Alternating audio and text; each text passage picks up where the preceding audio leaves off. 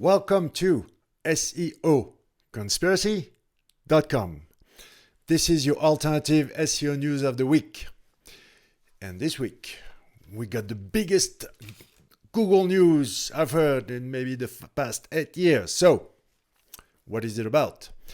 But first, we're also going to talk about what Bing is bringing it in his webmaster tools. Google Discovery, the ads part of Google Discover. Should you invest? The new big Google news that Matt Cutts, what's up with him? Fishkin is giving us a couple of tips about what we should buy as far as ads.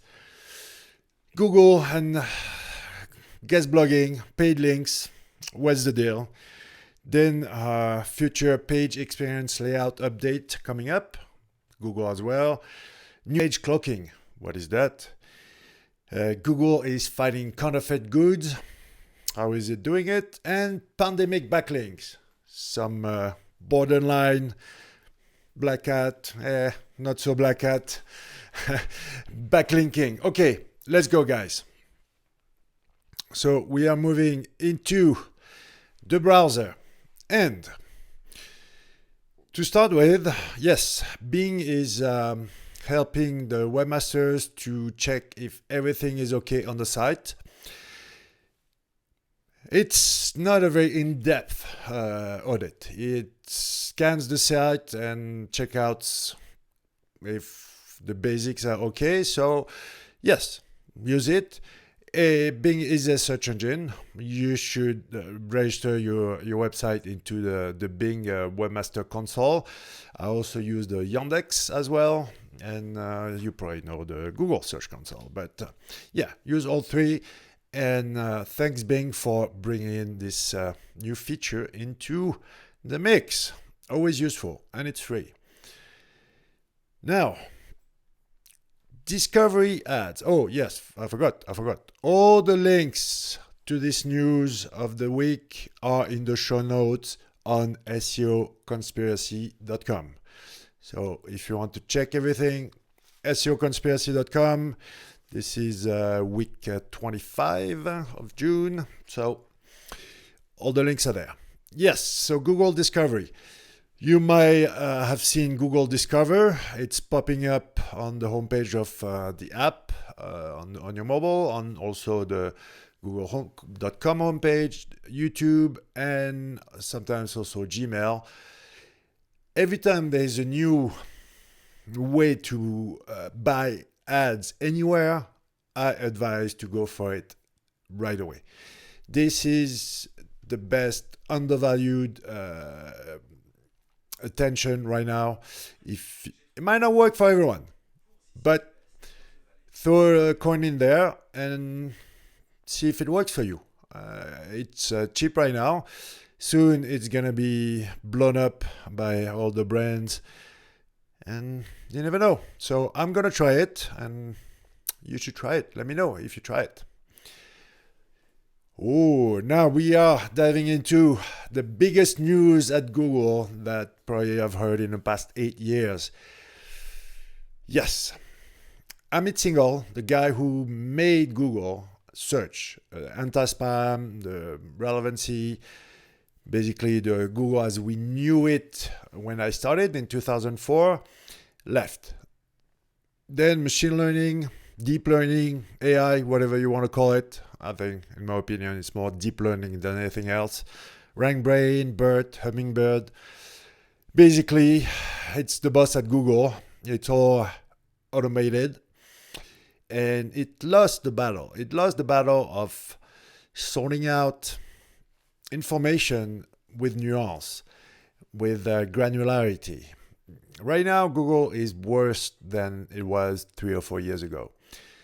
Ben Gomez and Jeff Dean are very capable. They've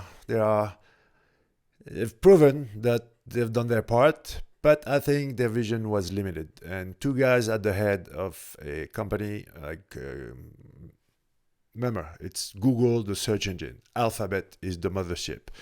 So two guys at the head of that Google, the search engine, I don't think it was working well. And Well, they were politely asked to go somewhere else. I think they're still staying at Google, but it's definitely not a promotion. And the man, Prabhakar Raghavan. Difficult to pronounce, but that guy is the best guy they could have picked for the job. I followed him for years. I've read tons of his scientific documents. I've seen tons of his lectures. If you are interested in how a search engine works, if you're interested in how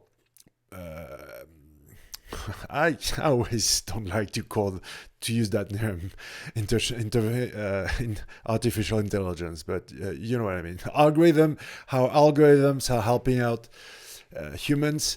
Well, you came across that guy. He's the best. He knows everything. He's worked and not like small levels at Google, like vice president level for the cloud, for G Suite, for ads, he's been in search for 30 years. He was at Yahoo, IBM.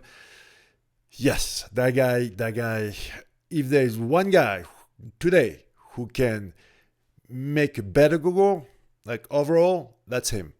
And he's gonna head search, voice, Google Assistant, and Google Ads.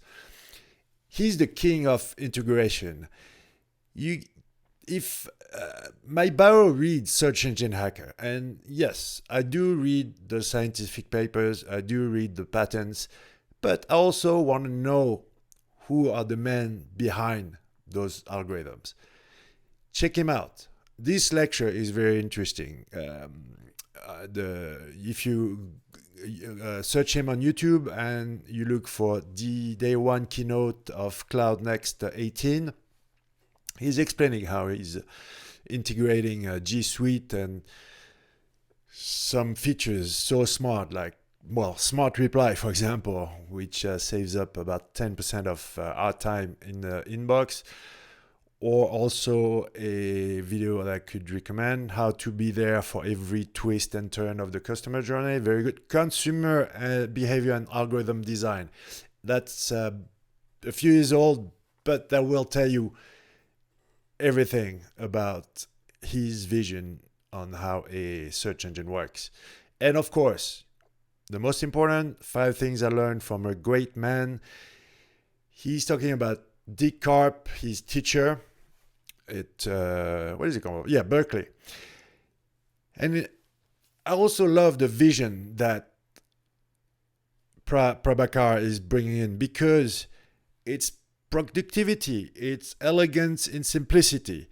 It's really, everything is connected. Those very simple principle that tries to make technology come into our lives to be useful, to make our lives easier, and to integrate in a way that it might not take over, but first be simple, efficient, works well, and doesn't bring us in a direction, for instance, like Ben Gomez and Jeff Dean did with Google, where the search engine became really, how can I call it, dry. The information is not, no more nuance, no more finesse.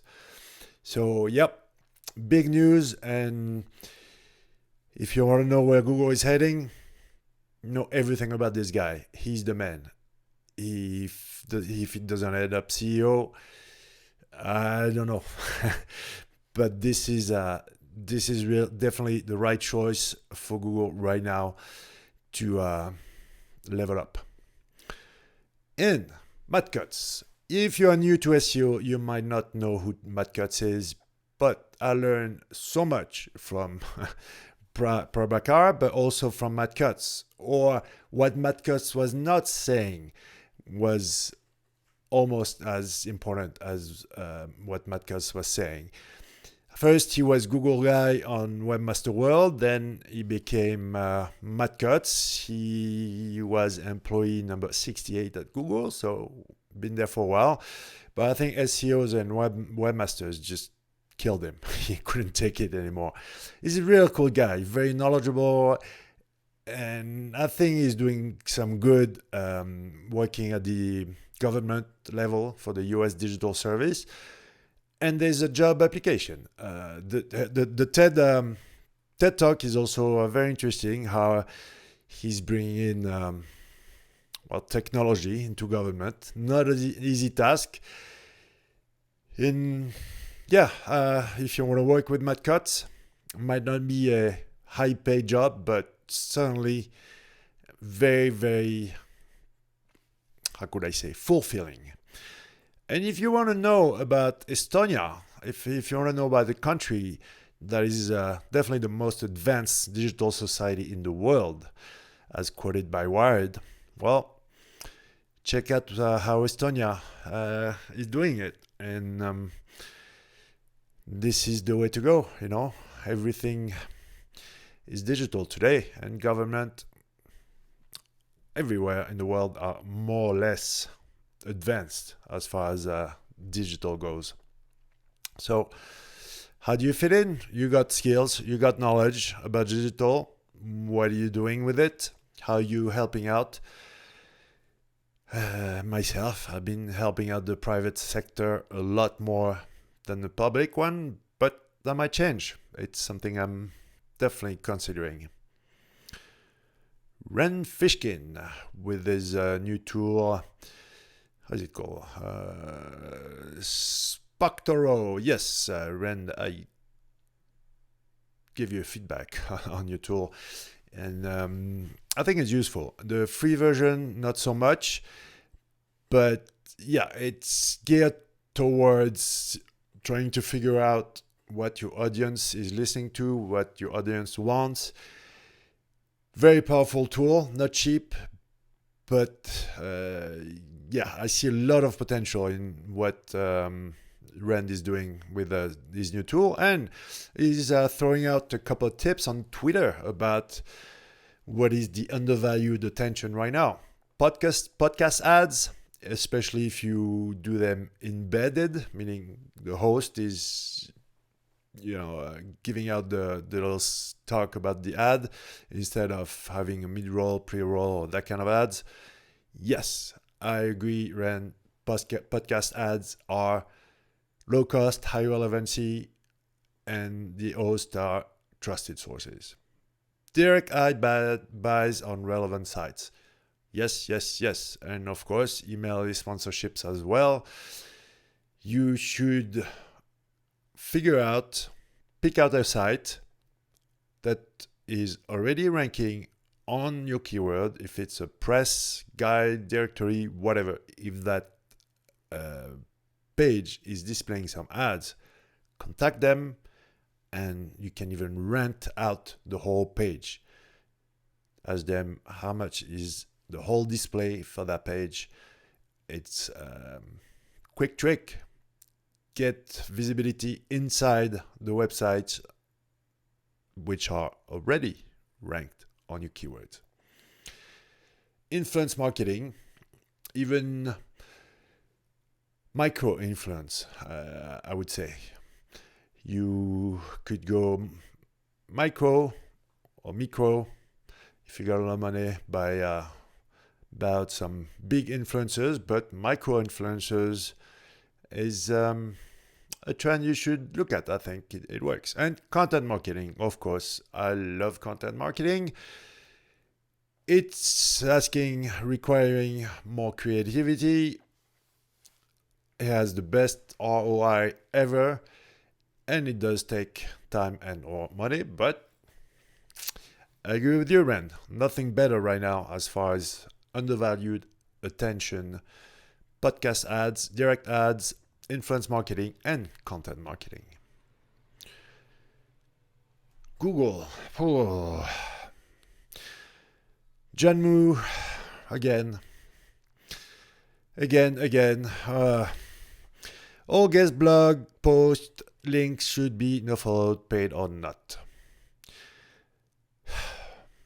How can I say? Okay, there is this rel sponsored no follow that you should add to all the links on guest posting or whatever is related to guest blogging. That's a big debate. That's just, I wanted to throw it in the news because as there was a little thing on Twitter the other day about this, and yeah, whatever. Okay, it's not illegal. Okay, you can, from the beginning of press and public relations, journalists have been paid, bought out gift, manipulated. That's what I don't know. I don't know. It's a big problem. I got to do a special content on that because it's out of the scope of just the news. It's just bothering me that Google is using psychological warfare techniques to try to stop everyone from getting links.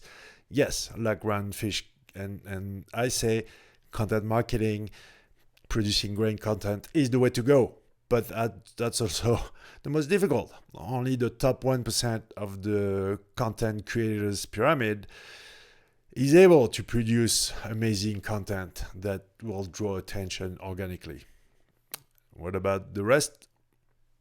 Well, I don't know. Figure it out or call me. But if you just follow Google guidelines, I can guarantee you're not going to go very far. So, yeah, please, Google, stop this nonsense. You won't, but it's just, it's not working what you're trying to do. Page experience. All you need to know about Google next ranking factors. Supposedly, in 2021, there's going to be the new page experience ranking factors. Well, guess what? It's been done before. I think it was 2010, 12, 13 or something, that they already had like a layout update algorithm. So what you need to do is dive into SXO, SEO plus UX. This is the game. And remember that having a fast website, a website that's accessible for search engine with a pleasant user experience, you don't get any extra points. You don't get brownie points for that. This is just doing your job. Then you gotta win the game with content and links. But you got an empty shell if you just have an amazing website and crap content and no links. So little by little, we have to make better websites. Not easy, but certainly necessary. Next, New Age Cloaking by SEO Book. And yes, I understand what the author, what's his name, who wrote this, Aaron Wall, yes, so the Mr. SEO Book. Sometimes you come into websites like Facebook, Pinterest, or any website with a massive pop-up, especially on mobile, where the real content is hidden. It's cloaked.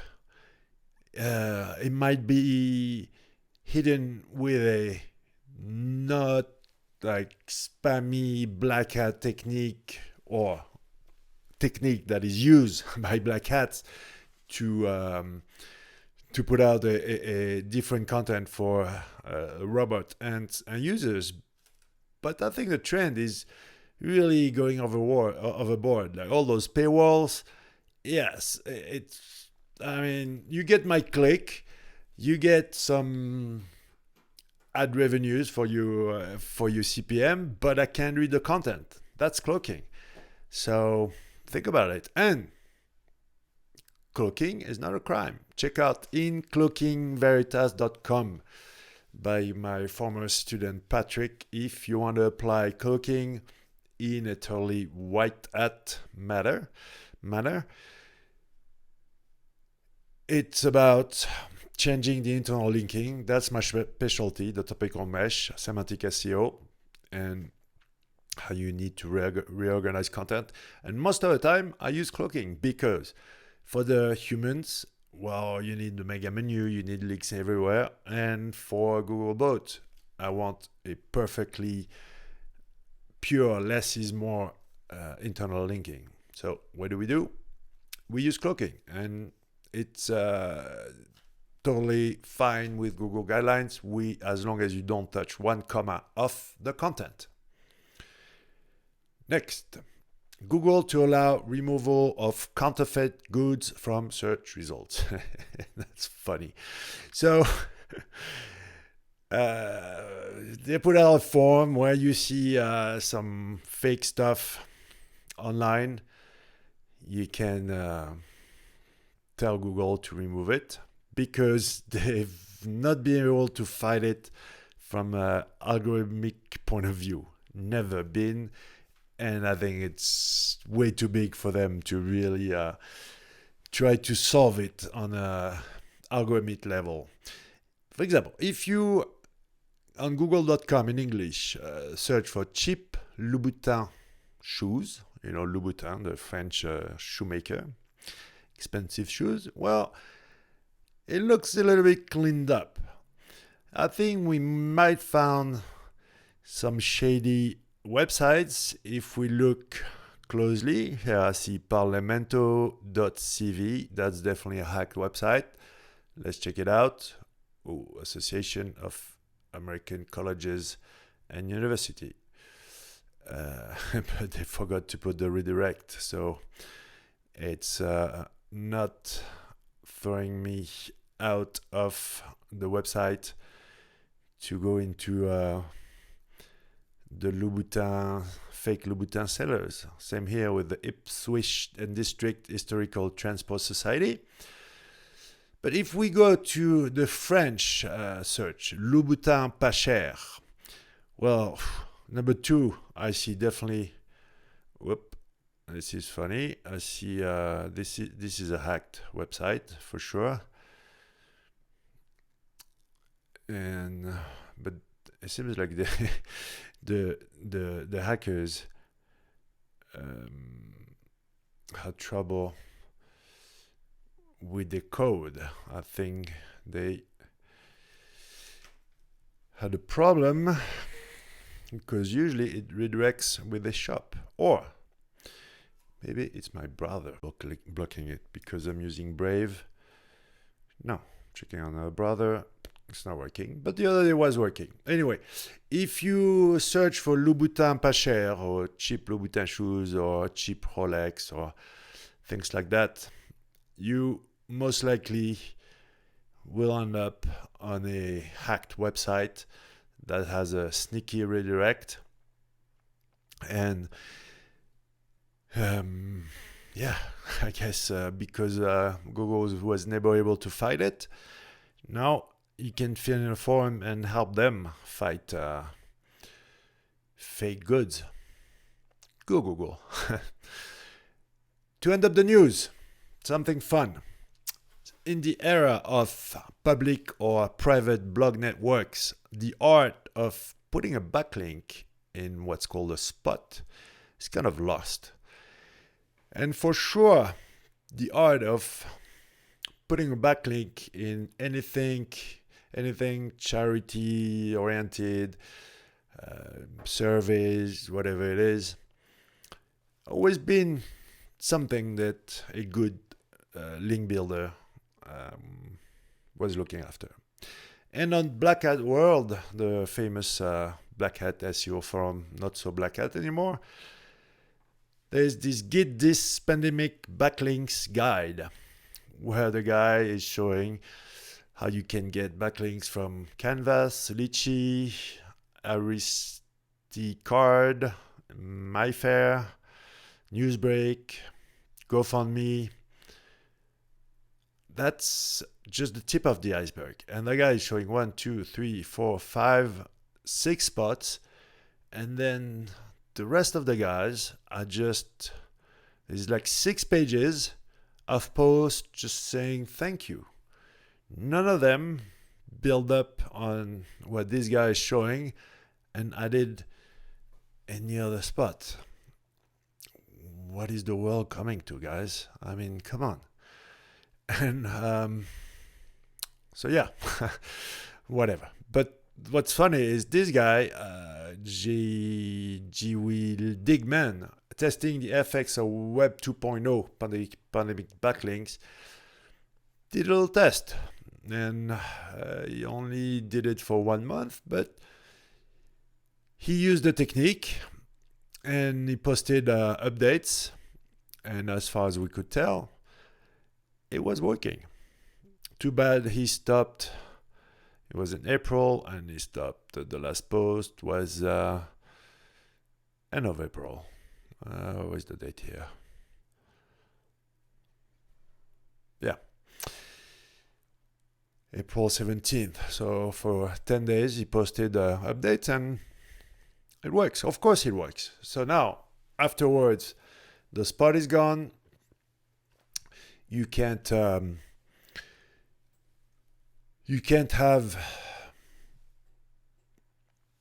the backlink because the platform changed, no follow appeared, or they did something technical that just blew up the backlink, or the site closed down. Well, that's the way it goes with this kind of link building.